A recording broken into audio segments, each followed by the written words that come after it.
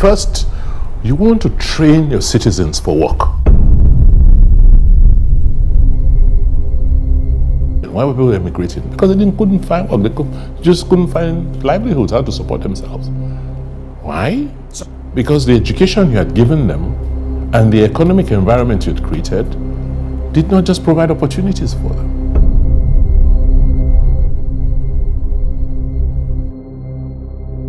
For us, we said, look, let's move away from education for certificates to education for work. What you need the most is the foundation, the emphasis, create livelihood for yourself.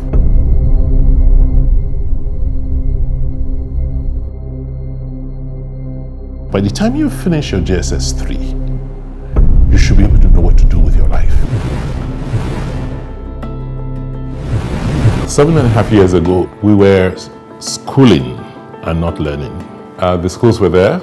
There had been some attempt to rebuild some of the school infrastructure in the name of Red Roof revolution, but we couldn't tell if the children were learning. Edo State sits at the artery of Nigeria in structure, natural and geographic design, a nucleus that leads to the north, south, east, and west of Nigeria.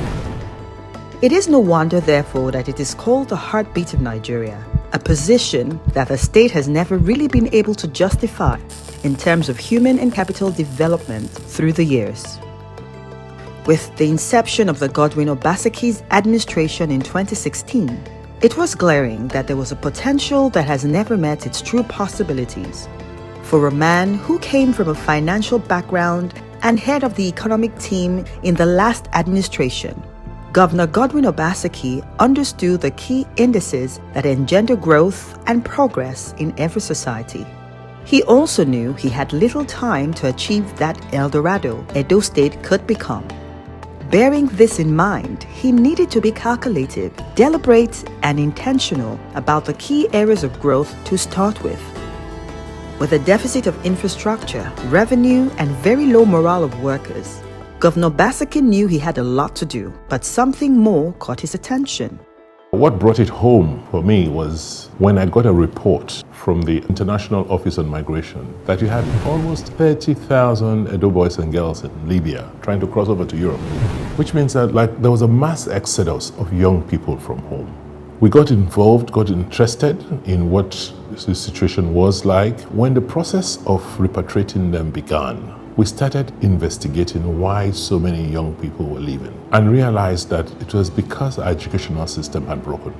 We will continue to improve and expand the education infrastructure by building more schools to ensure that education is available to all Edo children. Governor Obaseki was sworn into office November 2016, and from the very beginning, it was clear that he wanted to prioritize education. Early 2017, the governor decided to organize a series of workshops.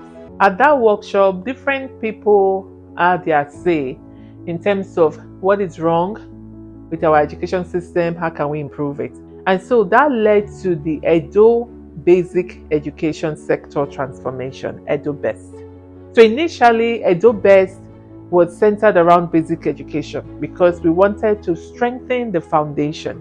These reforms have been quite fundamental and phenomenal. And as you'll see from data today, if you compare the learning outcomes today with what we met in 2017, it's like night and day.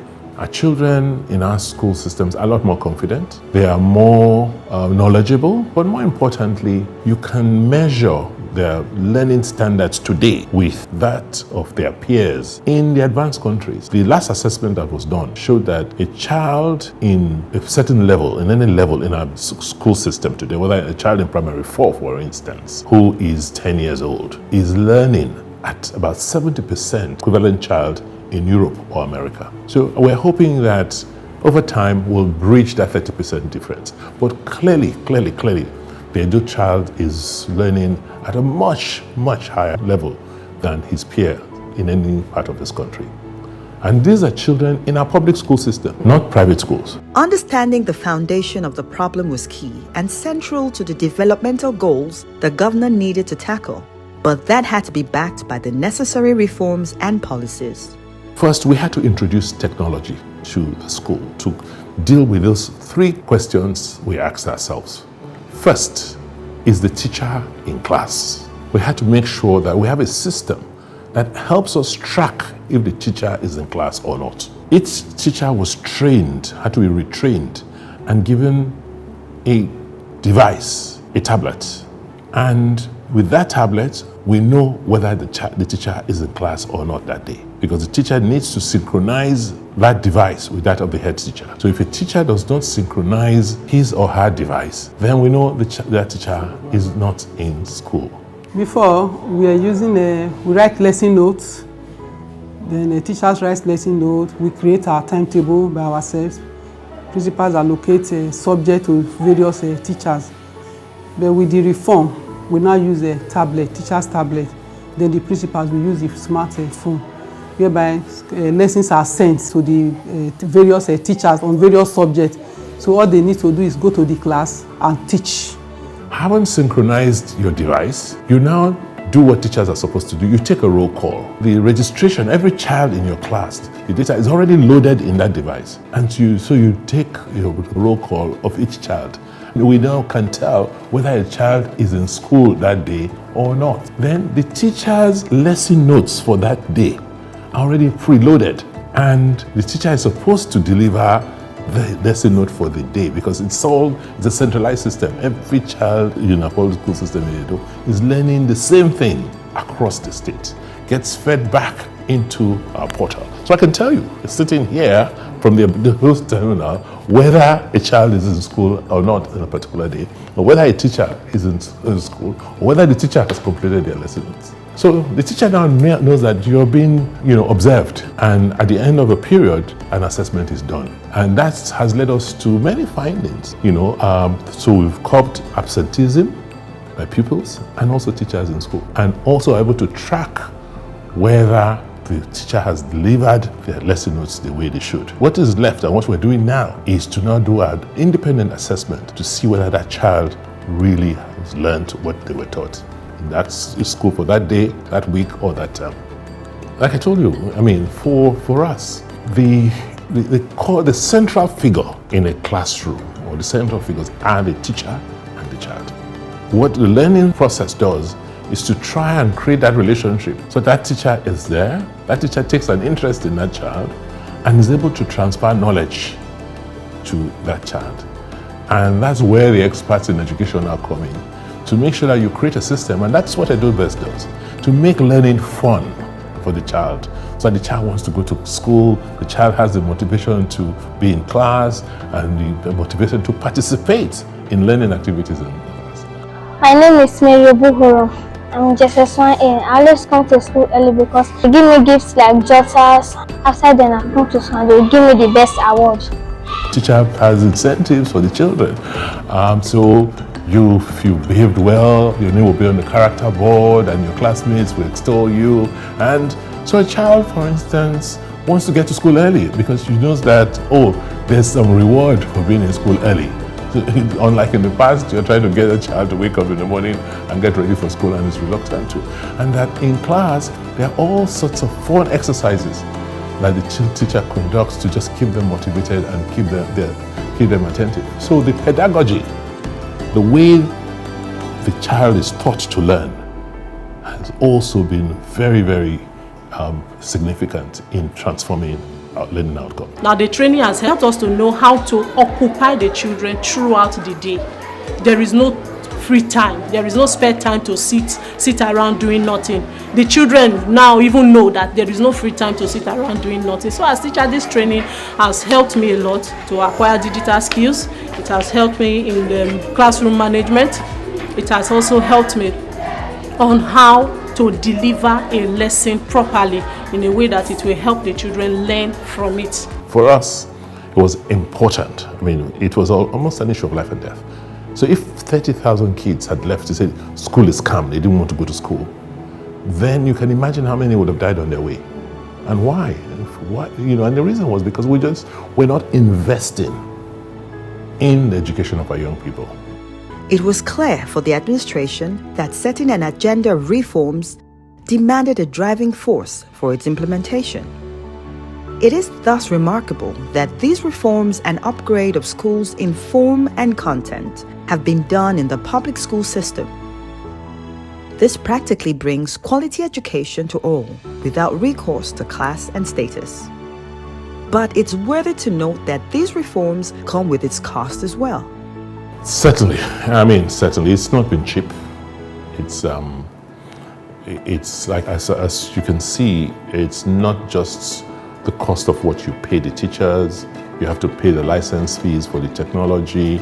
You have to pay administrators, people who check on the teachers, and social workers, who people make sure that the system is working, who are checking on the teachers and following up with the pupils or students. We have social mobilization officers. There was a situation where a very brilliant girl suddenly dropped out of school. We couldn't reach her, we couldn't find out. And we sent the mobilization officers, the officer to find out what had happened to this child. And the parents were being dodgy. So we got worried. And by just sniffing around neighbors and the community, found out that this child, who was barely 13, had been taken out of school and married out to somebody, from the northern part of the country. And once the social mobilization officer reported, we had to apprehend the parents, found out what had happened, found out who the girl was betrothed to. I had to personally call the governor of that state that we wanted that child back in school to finish school. So we have a whole system in place that helps us monitor and check what's going on in our school system. Also, we've had to train officers, like I said, social mobilization officers, other workers, to help us observe the children. And we found cases where children have been abused, and we followed up. And in instances where people have been prosecuted for use of children. So we take the child welfare very seriously in Edo State, and we will not accept any child being abused or being treated violently. Creating the right environment with a clear vision and implementation strategy, as defined by the Governor Obaseki administration, has also drawn local and international interests to this educational revolution going on in Edo State. And when we talk about reform, we're not just, changing the lives of 10, 20, 30,000 people, children. No. In the Edo-based system today, we're talking about 400,000 children. So it's a systemic change, a systemic transformation, which holds interest for those multilateral institutions who are interested in issues of development globally. That's why institutions like the World Bank, the Gates Foundation have found what we're doing in Edo State of particular interest because of the scale, the speed, and the detail of the reform that is taking place here. I usually concede and acknowledge Governor Obaseki, because I copied something from him that he was doing in his first tenure and is working 3 times in Lagos, which is education. There has been a recognition of that challenge, and there's the political will that is needed in order to start working in addressing this problem. So that combination of giving them the right materials, making sure that in the schools we have textbooks, we have workbooks, that students have the materials that they need, together with the coaching process, I think that is something that will generate a much better performance of what's happening in the classroom in the case of Edo State. We're very open as a state to sharing our experiences and letting people know what we did right and what we didn't do too well, and how to make sure they don't go through the mistakes we've gone through, and also how to move much faster than we have moved. Reforms are not done in isolation, but are part of the holistic blueprint for economic transformation of the state. We're talking almost 400,000 children whose lives are being changed by ensuring that we give them quality foundational education that can see them through life. Everything that has been done has been intentional and deliberate. This also means it is very deliberate for the government to catch them young, thus enhancing the social structure as a state.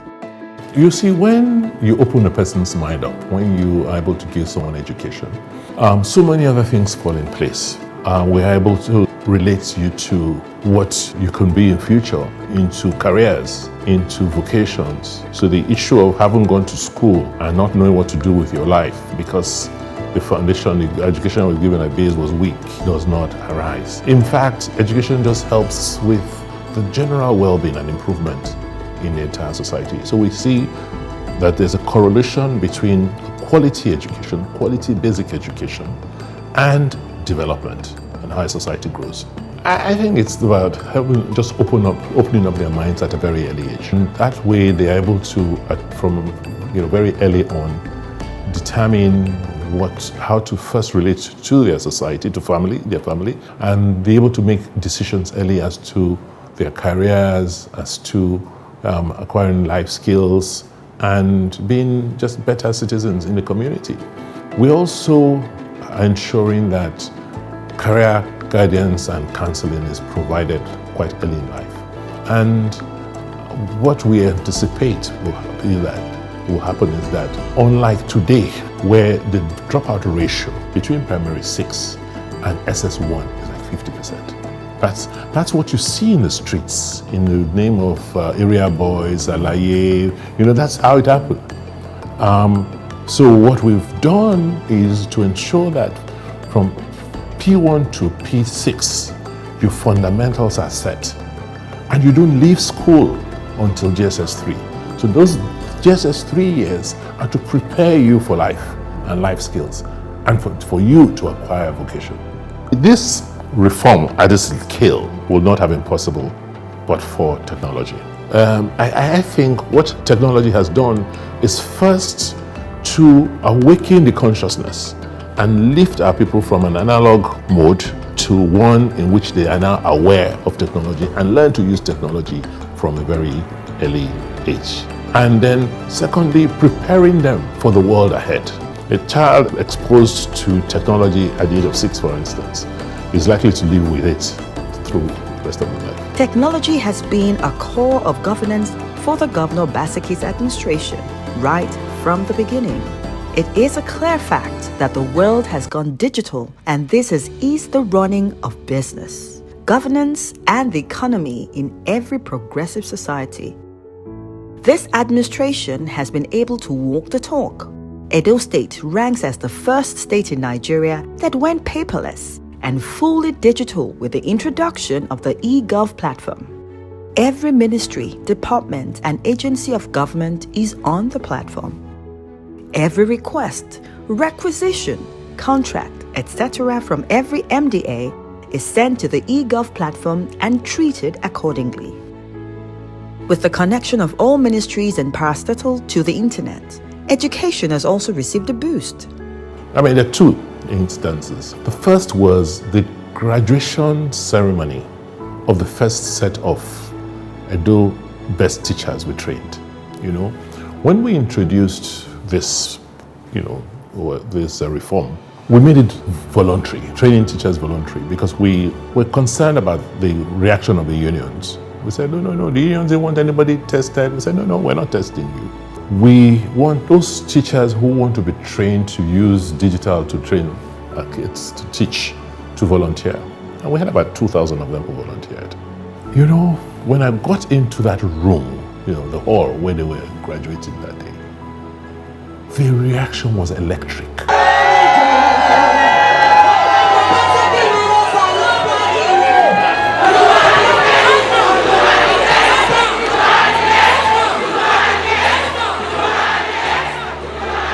Because suddenly, these teachers had become so motivated, so excited, that I couldn't believe that it was the same set of teachers that, we had brought in that were graduating, the same set of people. And once they left that training, their level of confidence soared. And we like nomenclature in Nigeria. We like, and people say, I'm not architect so and so, I'm doctor so and so, I'm pharmacist so and so. They started calling them teacher XYZ. On assumption as governor of Edo State in 2016, it was clear that the state did not make much from internally generated revenue, and neither was it tops in the list for federal government allocation compared to its sister states in the South. So how did the administration, despite all of these factors, manage to confront the burden of cost to achieve these goals with the education reforms. We had to cut back on the excesses. You had to save up on a lot in government to be able to fund priority programs like education. So it was a lot of sacrifice. And the backlash and the consequences it has created for me politically. After 3 years of Edo Best, we quickly realized that the pupils in our primary schools were graduating into junior secondary. And at that point, if the reform does not extend to the higher levels, then the gains made would disappear essentially. And so in 2021, His Excellency Governor Obaseki launched Edo Best 2.0. Edo Best 2.0 is not an acronym. It's a sector-wide reform initiative that goes from basic all the way to tertiary. And I want to also add, because some people seem to think that Edo Best is a project. Edo Best is not a project. Rather, it's a name we've chosen to give our education reform in Edo State, from basic to tertiary. So when we say Edo Best 2.0, it's not an acronym. Rather, it has become an aspiration that Edo wants to be the best at every level of education. I think for us, it was first, you want to train your citizens for work. Why were people leaving? Why were people emigrating? Because they couldn't find work. They just couldn't find livelihoods, how to support themselves. Why? Because the education you had given them and the economic environment you had created did not just provide opportunities for them. So for us, we said, look, let's move away from education for certificates to education for work. What you need the most is the foundation. Once that solid foundation has been built, then you now should be exposed to either a vocation or a skill. In most advanced countries, how many people go to university? But for us, it's like the sum of education is a university degree, which is not really the ideal. So education should be able to fend for yourself, to create livelihood for yourself. And so that's why the emphasis to say, look, by the time you finish your JSS 3, you should be able to know what to do with your life. Let's open up opportunities for you to go into a technical school and get a skill. Edo State Institute of Technology also was not accredited, nothing was happening. Today, that school has been revamped completely and has been upgraded to a polytechnic. Not just upgraded, the school now has Memorandum of Understanding to collaborate with 2 polytechnics in China, Jiangxi Polytechnic and Fuzhou Polytechnic. Edo Best is touted as revolutionary in scope and delivery by all. And we have heard states like Lagos, Kwara, and others have copied the model to start theirs in their various states as well. But Edo Best goes beyond the basic education as we know it. It hits at the core of the whole value chain of education, from basic to secondary and vocational. So if you don't have the opportunity to continue in life, you'll be able to fend for yourself. You don't have to go to a university to be a great butcher. You don't have to go to a university to be a great, electrician. But nothing says you cannot go to university after you become an electrician. The thing to do is to begin to change that orientation, get our people to understand that success means you being able to fend for yourself. Success does not mean the certificate you have. It doesn't mean the degrees you have. It's evidence that you went to school, but it doesn't translate into well-being, into livelihood and the ability to support your family. Many ask how these reforms have been implemented across the state. Edo has always had the lowest out-of-school population in the country, because we believe in education here. We believe in sending children to school. However, it doesn't mean that we don't have children who are out of school, because of educational pressure. You see many, families that can't cope, get children to go and hawk, to go and sell, go and man the stalls, market stalls, and therefore are not able to go to school at the rate they should. We have in Edo and ensure that we take steps to increase enrollment. And so we actively campaign we're active and have volunteers who go around the marketplaces, around shops to get our children to go to school. I'm sure you've heard about the school clock program, where at the beginning of every term, parents, market associations, community leaders are all mobilized to make sure that we arrest children who are not in school, encourage parents to send their children to school and support them while they're in school. One of the areas we are now emphasizing in Edo is adult education. And we have a program, a flagship program, Edo Sabi Read, where we're going to markets, we're going to areas where people do businesses, and using our basic education infrastructure, the schools, to have evening classes for people who missed the opportunity of formal basic education. I'm a facilitator here with the Edo Sabi Reads Center, NURCW Ogida Center. Okay, so it's our duty here as a facilitator to teach adult learners. This program is a second chance for those adults out there that missed the first chance. Probably there is a situation whereby one goes to school and the person is not able to complete the school, maybe as a result of one thing or the other.